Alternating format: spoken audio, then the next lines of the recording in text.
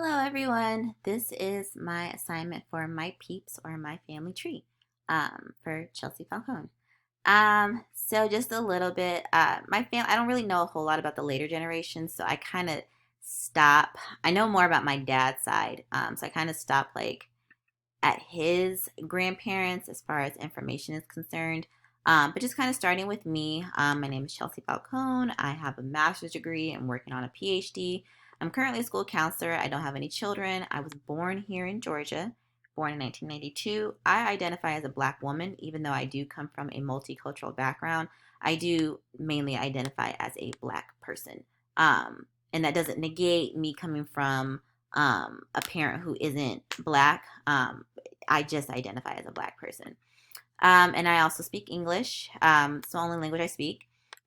Going into my parents, my mom, her name was Janice Hughley.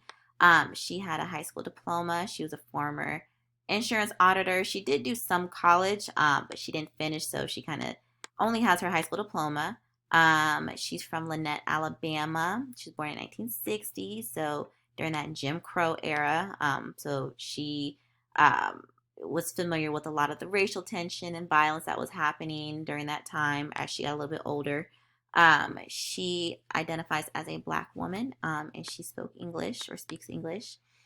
And then coming down here to my dad, my parents come from polar opposites.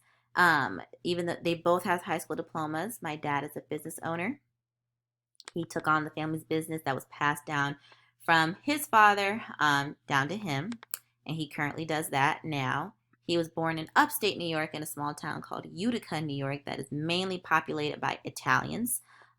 So he kind of was only exposed to people who looked like him, sounded like him, and came from similar backgrounds as him. And then it's also notable to mention that upstate New York is they are full of heavily racist people. So where my dad comes from, the racial tensions up there are also very high as well, which I didn't expect because I don't know, just historically, slaves fled to New York City area or that Northeast region, just because like their mentality was was a lot different. But I was kind of surprised to learn that upstate New York or anywhere in New York had strong racial tensions like we do in the South. So he was born in 1958. He identifies as Italian, and he also speaks English. And then as I like go back to like my mom's side, I did know all of my grandparents. Um, my mom's mom, her name was Jeanette Scott. I don't know anything about. Only thing that I've heard about her educational background was that she stopped at middle school, but I don't know if that's 100% true or if she went further or whatever the case may be. Didn't really talk about those things. But I do know as far as a career, she did work as a cook in the Atlanta Public Schools district. Aside from that, she had 7 children, so a lot of her time was spent being a mom. Um, so that's a little bit about her. She was also from Alabama. I don't know what city, but both of my mom's parents come from Alabama, and both of them identify as Black people. Um, and they were born in the 1930s. So she was actually relatively young when she had my mom. I want to say around 2021, something like that. And then my grandfather, he was also, like I said, from Alabama. Don't know anything about his education other than he was a war vet because he did fight in the Vietnam War. But other than that, I don't know anything about his career, what he did after the war, other than that he was a dad. Um, so that's about as much as I know about them. I knew them as people, but my grandfather died in 2003. I was about 11. So I don't really remember a whole lot about him, especially since he was sick in the last couple of years of his life. And then my grandmother died in October 2018, so I knew her a lot better. And then my dad's parents, his mom, her name was Phyllis Cardillo. She was born in upstate New York as well. I don't know anything about her education. I do know that she went to school. I just don't know what her status was in finishing it. And the same with my grandfather. Both of them were from upstate New York. Both of them identified as Italian. They were both young. My dad's mom was about 21 when she had him.